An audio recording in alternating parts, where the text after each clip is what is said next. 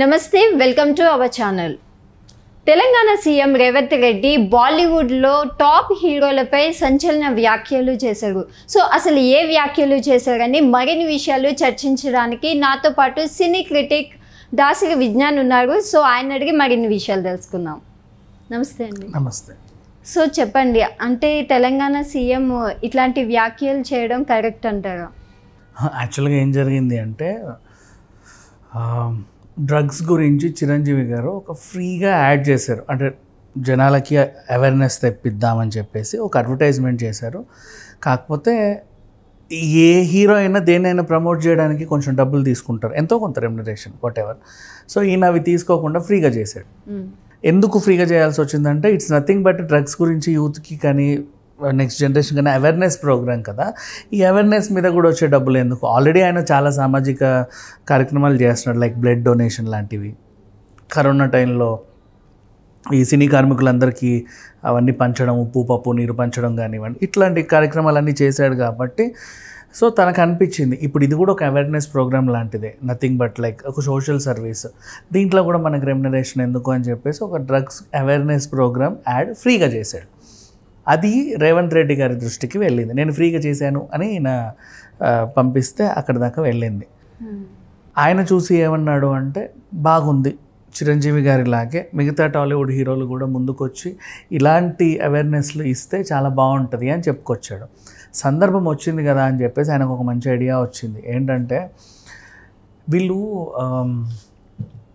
Ticket రేట్లు పెంచడానికని వస్తారు కదా, మేము పెద్ద సినిమా అండి, ఒక 500 కోట్లు పెట్టి తీసాము, మరి ఏంటో నెత్తి మీద తడిగుడ్డు వేసుకోవాల్సిన పరిస్థితి వచ్చింది, అందరు చూస్తారో లేదో, అందరు చూసినా సరే చిల్లర వస్తావో రావో, ఒక పావులో 10 పెంచుకోండి, కొంచెం అనుమతి ఇవ్వండి అని చెప్పి వస్తారనమాట దరఖాస్తు చేసుకోవడానికి. అంటే ఇప్పుడు నార్మల్గా టికెట్ మనకు 200 రూపాయలు ఉందనుకుందాం, ఒక మల్టీప్లెక్స్లో 250 చేద్దాం. ఇప్పుడు కల్కి కూడా అంతే కదా, 450 అయింది. సో అలా టికెట్ రేట్లు పెంచమని అడగడానికి వస్తారు. నెక్స్ట్ సినిమాటోగ్రఫీ మంత్రి దగ్గరికి 4 ఆటలు అయితే సరిపోవండి, జనాలు కూడా చూడడానికి ఇంట్రెస్ట్ చూపిస్తున్నారు, ఒక ఆట ఏదో కొంచెం ఎక్స్ట్రా పెట్టండి అడుగుతారు. అంటే అదో బెనిఫిట్. నెక్స్ట్ బెనిఫిషియల్ షోస్ మనకి రిలీజ్కి, ఇప్పుడు ఈరోజు రిలీజ్ అంటే హార్డ్లీ మనకి 8 గంటల రెగ్యులర్ కంటే ప్రసాద్స్లో వచ్చే 8 గంటల షో నుంచి అన్నీ స్టార్ట్ అవుతాయి. అంతకుముందు 7, 6:15, 4:30, 4:15 ఇట్లాంటివన్నీ బెనిఫిషియల్ షోస్. ఆ బెనిఫిట్ షోస్ కొంచెం వేసుకుంటాము, అనుమతి ఇవ్వండి అంటే. ఎంత కాదని అర్ధరాత్రి కదా, ఇప్పటివరకు ఎప్పుడు లేని యాక్ట్ ఇది. అంటే అర్ధరాత్రి నువ్వు సినిమా థియేటర్ ఓపెన్ చేసి జనాలందరినీ పిలిచి ఒక గందరగోళం చేయడానికి లేదు. ఆ టైంలో లా అండ్ ఆర్డర్ సమస్య కూడా ఎక్కువ ఉంటుంది. పెట్రోలింగ్ వ్యాన్స్ తప్ప నీకు ట్రాఫిక్ పోలీసులు కానీ మిగతా వాళ్ళు కానీ విధుల్లో ఉండే అవకాశం ఉండదు. సో ఆ టైంలో ఇట్లాంటివన్నీ నాట్ అలౌడ్ జనరల్గా మనకి రెగ్యులర్గా. కానీ ఒక సినిమా రిలీజ్ అవుతుంది, మాకు ₹1 కావాలి, పర్మిషన్స్ ఇవ్వండి అంటే వాళ్ళు సరే అని చేస్తారు. అదే మనకి ఇప్పుడు బెనిఫిట్ షోస్ లాగా వస్తున్నాయి. ఇవన్నిటికీ ఏంటి, ప్రొడ్యూసర్ లాభపడడానికి, వాళ్ళకి డబ్బులు రావడానికి, వాళ్ళు కొంచెం ఆనందంగా ఊపిరి పీల్చుకోవడానికి. ఒక సినిమా పాజిటివ్ టాక్ వచ్చిందనుకో, దే ఆర్ వెరీ హ్యాపీ, 2,000 కోట్లు వస్తాయి. కనీసం మిక్స్డ్ టాక్ వచ్చిందనుకో, 600-700 కోట్లు వస్తాయి. ఈవెన్ ఫ్లాప్ అయినా సరే కనీసం ఫ్లాప్ టాక్ తెచ్చుకున్నా ఎంతో కొత్త పెట్టిన దానికి వెనక్కి తెచ్చుకునే ప్రయత్నం. సో ఈ ప్రయత్నంలో వీళ్ళు ఏం చేస్తారు, బడా నిర్మాతలు అందరూ ఏం చేస్తారంటే దరఖాస్తు చేసుకోవడానికి వెళ్తారు. ఎవరి దగ్గరికి అయితే సినిమాటోగ్రఫీ మంత్రి లేదా రేవంత్ రెడ్డి గారి దగ్గరికి. కాకపోతే ఇక్కడ రేవంత్ రెడ్డి గారు ఎందుకు చురుకబెట్టించారు అంటే, మొన్న ఆంధ్ర సైడ్ పవన్ కళ్యాణ్ గారు డిప్యూటీ సీఎం అయిన తర్వాత ఆయన పార్టీకి చెందినటువంటి మనిషి సినిమాటోగ్రఫీ మంత్రిని చేశారు, కందుల దుర్గేష్ ఆయన పేరు. సో వీళ్ళందరూ నిర్మాతలందరూ వెళ్ళి కలిసి వచ్చారు. అంతవరకు ఒక ఏపీలో. ఇక్కడ మన కోమటిరెడ్డి గారికి సినిమాటోగ్రఫీ ఇచ్చారు. ఏ మంత్రి అయినా, ఏ శాఖలో మంత్రి అయినా ప్రమాణ స్వీకారం చేసినప్పుడు ఆ పరిశ్రమకు సంబంధించిన వాళ్ళందరూ అక్కడ ఉంటారు. జస్ట్ ఇప్పుడు మోడీ ప్రమాణ స్వీకారోత్సవానికి అందరూ రాలా, అలా ఇప్పుడు లైక్ పరిశ్రమల శాఖ ఫర్ ఎగ్జాంపుల్ కొంతమంది పారిశ్రామికవేత్తలు వస్తారు, అలా కూర్చుంటారు, చేయండి ప్రమాణ స్వీకారం అని. లేదు వ్యవసాయ శాఖ, కొంతమంది రైతులు లేకపోతే దానికి సంబంధించిన మార్కెట్ కమిటీ వాళ్ళు ఎవరెవరో వచ్చి కూర్చుంటారు. అంటే మర్యాదపూర్వకంగా వాళ్ళే పిలుస్తారు, మీ ఆశీర్వాదం మాకు కావాలి అని. కానీ ఇక్కడ ఏంటంటే సినిమాటోగ్రఫీ మంత్రిగా కోమటిరెడ్డి గారు ప్రమాణం చేసిన రోజు వీళ్ళు ఎవరు రాలా. జనరల్గా బొకేలు పట్టుకొని వెళ్తారు కదా, కంగ్రాచులేషన్స్ అండి, మీరు చాలా బాగా అయ్యారు, కంగ్రాచులేషన్స్ బాగా పని చేయండి మాకు కూడా ఏదో చేయండి అని అడగడానికి వెళ్తారు. రాలా.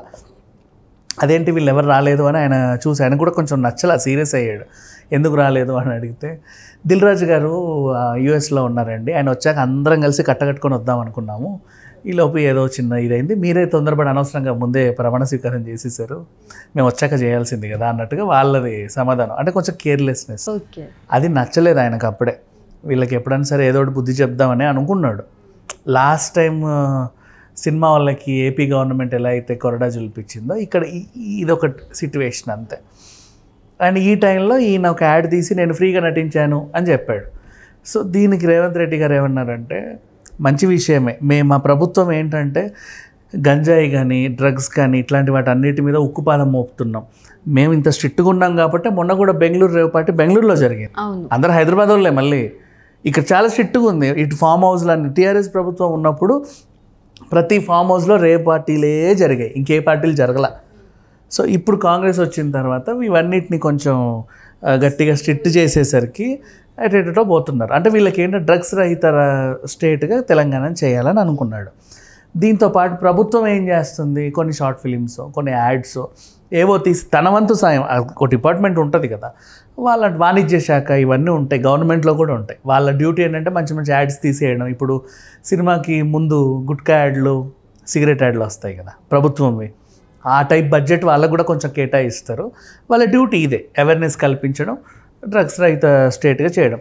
అయితే ఈరోజు ఏంటంటే ఆయన రేవంత్ రెడ్డి గారు చెప్పింది ఏంటంటే ప్రతి గల్లీలోనూ యథేచ్ఛగా గంజాయి దొరుకుతుంది ఫ్రీగా, అండ్ చిన్న చిన్న పిల్లలకు కూడా చాక్లెట్ల రూపంలో దొరుకుతుంది. మొన్న కూడా మనం చూసాం కొల్లూరు దగ్గర ఒక స్కూల్లో పిల్లలందరూ పిచ్చి పిచ్చిగా ఆడుతూ పాడుతూ ఏవో చేస్తుండే, అండ్ ఎక్కడ పడితే అక్కడ టాయిలెట్ పోస్తుంటే టీచర్ ఏంటి వీళ్ళు ఇట్లా చేస్తున్నారు అబ్బా అని చెప్పి ఆ దగ్గర ఉన్న కిరాణా షాపులలో ఎంక్వైరీ చేస్తే ఒక రకమైన గోల్డెన్ కవర్తో ఉండే చాక్లెట్లు తిని వాళ్ళకి మత్తు వస్తుంది, గంజాయి చాక్లెట్లు, అంతమించి ఇంకేముంది. ఇంకా ఏం చేస్తున్నారు, స్మోక్ చేసే అలవాటు ఉన్న వాళ్ళు కూడా ఏం చేస్తున్నారంటే హెంప్ సీడ్, హెంప్ అంటే మన గంజాయి, హెంప్ సీడ్ ఆయిల్ దొరుకుతుంది మనకి. ఎలా అంటే అది మనం కాస్మెటిక్ లాగా వాడతాం, అంటే హెయిర్ కానీ ఫేస్కి కానీ కొంచెం మంచిది, ఆ రకంగా యూజ్ చేస్తారు కాస్మెటిక్. ఈవెన్ మనం రెగ్యులర్గా వాడే మాయిశ్చరైజర్స్లో కూడా ఒక 2 drops అది వేసుకొని పెట్టుకోండి బాగుంటుంది అని, దాని యూజేజ్ వేరు. వీళ్ళు ఏం చేస్తారంటే ఆయిల్ని 1 drop 2 drops అలా తీసుకొని ఆ ఇంక్ ఫిల్లర్ దాంట్లో అలాగే ఉంటుంది, సిగరెట్ మీద పెట్టడం, వెనకాల స్టబ్ ఉంటుంది కదా సిగరెట్, దాని మీద పెట్టడం. వీడికి ఏంటంటే అది ఒక గంజాయి ఫ్లేవర్ వస్తుంది, దాంతో మత్తు పొందడం, ఇట్లాంటివన్నీ జరుగుతున్నాయి. సో ఏదైనా సరే యూత్కి మనం అవగాహన కల్పించాలి. ఇప్పుడు ఇది తీసుకున్నాడు, ఫస్ట్ సిగరెట్ తాగాడు, నెక్స్ట్ గంజాయి తాగాడు, తర్వాత వాడు ఇంక అదే పీలుస్తాడు, నెక్స్ట్ ఇంజక్షన్లు వేసుకుంటాడు, అంతే కదా. అవి ఎక్కడెక్కడ ఉన్నాయని ఎత్తుకుంటాడు, ఏవి దొరికితే పిచ్చోడు అయిపోతాడు. సో ఇవన్నీ ఉండకూడదు. హైదరాబాద్ని అండ్ మన తెలంగాణ రాష్ట్రాన్ని కొంచెం గట్టిగా కాపాడుకోవాలన్న ప్రయత్నం చేయాలని వాళ్ళు ప్రయత్నం చేసే టైంలో చిరంజీవి యాడ్ పట్టుకొని రాగా ఈయనకు ఒక ఐడియా వచ్చింది. ఏమని, బాబు మీరు సినిమా టికెట్ల రేట్లు పెంచమని వస్తారు కదా మా దగ్గరికి ఫైళ్ళు పట్టుకొని, అలా వచ్చినప్పుడు మాకేం చేస్తారంటే ఈ డ్రగ్స్ మీద అవగాహన కల్పించేలాగా, నువ్వు 3-4 గంటల సినిమా తీస్తున్నావు, పార్ట్లు 3, 4, 5 తీస్తున్నావు, వెబ్ సిరీస్లు తీస్తున్నావు, 2 నిమిషాలు యాడ్ తీయలేవా, యూ కెన్ డూ కదా. ఇప్పుడు అందులో నటించినట్టు, ఇప్పుడు మన ఇద్దరం ఈ షూట్లో ఉన్నాం, ఇప్పుడు మనం ఒక టాపిక్ చేస్తున్నాం, దీని బదులు మన ఇద్దరం కూడా డ్రగ్స్ అయితే దాని మీద కూడా ఏదైనా మాట్లాడుకొని ఇవ్వచ్చు ఒక 2 minutes. అట్లా మీరు ఒక వీడియో చేసి తీసుకురండి. అలాగే థియేటర్స్ ఎవరైతే మాకు రేట్లు పెంచండి, అది పెంచండి, ఇది పెంచండి అన్నారో, మీ థియేటర్లలో పొగాకు యాడ్స్ అలాగే మద్యపానం యాడ్స్ వేసినట్లుగా ముందు డ్రగ్స్ గురించి కూడా అవగాహన కల్పించండి. ప్రొడక్షన్ కంపెనీస్ కూడా మీ లోగోలు వేసుకుంటారు, ఇటు తిరిపి అటు తిప్పి ఇటు తిప్పి సో అండ్ సో సినిమాస్ అని, అంత పెట్టే వెచ్చించలో జస్ట్ ఒక 2 నిమిషాలు డ్రగ్స్ గురించి కూడా అవగాహన కల్పించండి. మీరు ఎంత చేస్తే మేము కూడా మీకు అంత చేస్తాం, ఊరికే వచ్చి ఆ టికెట్ రేట్లు పెంచండి అని మా దగ్గర రాకండి. ఇలాంటివి మీరు చేసి జనాలకు అవగాహన కల్పించి ఫ్రీగా మీరు ఏదో చేస్తున్నారు, సమాజ సేవ చేసి నా దగ్గరకు వస్తే నేను కూడా మీకు ఫ్రీగా ఏమైనా చేస్తాను. సో బడా హీరోలు దీనికి అంగీకరిస్తారని ఇంచాలి, మరి తప్పే ఉంది, కొన్ని అది తప్పే ఉంది. ఇప్పుడు వాళ్ళు ఒక సినిమా షూట్ జస్ట్ జరుగుతుంది, ఒక ఫ్రీ టైంలో జస్ట్ కెమెరా పెట్టేసి ఏదో ఒక చిన్న మాట, లేకపోతే వాడికే ఒక పెట్టేసి యూత్ పాడవకండి, డ్రగ్స్ తీసుకోకండి అంటే కనీసం సమాజం అంతా మారకపోయినా కనీసం వీడి ఫ్యాన్స్ అన్నా వింటారుగా. అట్లీస్ట్ అబ్బా మా అన్న ఏదో చెప్పిండు, మా అభిమాన నటుడు ఏదో చెప్పాడు అని వాళ్ళ వాట్సాప్ గ్రూపులలో ఏదో రకంగా ప్రమోట్ చేస్తారు. కనీసం 100లో 10 మంది అన్నా మారరా. అట్లీస్ట్ ఒక ప్రయత్నం. అంటే ఇప్పుడు ఎంత ధూమపానం మద్యపానం హానికరం అని రోజు వేసినా సరే తాగేవాడు తాగుతున్నాడు, పీల్చేవాడు పీలుస్తున్నాడు, తర్వాత సంగతి. మనమంతు ప్రయత్నం, జస్ట్ ఒక చిన్న అవేర్నెస్ ఇస్తే బాగుండని రేవంత్ రెడ్డి గారు గట్టిగా చెప్పాడు. అండ్ నా రేపటి నుంచి ఎవరైనా సరే నిర్మాతలు కానీ, ఎగ్జిబిటర్లు, డిస్ట్రిబ్యూటర్లు కానీ, హీరోలు కానీ మాకు ఇండస్ట్రీకి అది చేయండి ఇది చేయండి అని మీరు వెళ్తారు కదా, మీరు వచ్చేటప్పుడు ఒక చిన్న పెన్ డ్రైవ్లో మేము డ్రగ్స్ గురించి అవగాహన కల్పడానికి ఇది ఒకటి చేసామండి అని పట్టుకురండి. ఓకే, మీరు ఫ్రీగా ఇంత చేసి సమాజానికి ఇంత చేస్తే నేను కూడా మీకు ఎంతో కొంత చేస్తా అని ఒక విన్ విన్ సిచ్యువేషన్లో ఇండస్ట్రీ నుంచి ఒక చిన్న ఇది అడిగాడు ఆయన. మేబీ చూద్దాం. దానివల్ల రేపటి రోజు అంటే బోల్డ్ అని వీడియోలు అదే పనిగా డ్రగ్స్ తీసుకోకండి అని వచ్చి బాగా వైరల్ అయ్యాయి అనుకో, మేబీ సమాజంలో 100లో కనీసం 100కి 100 కాకుండా 50 కాకుండా 20% అన్న మారదా. ఓకే, థ్యాంక్ యూ అండి. Thank you so much.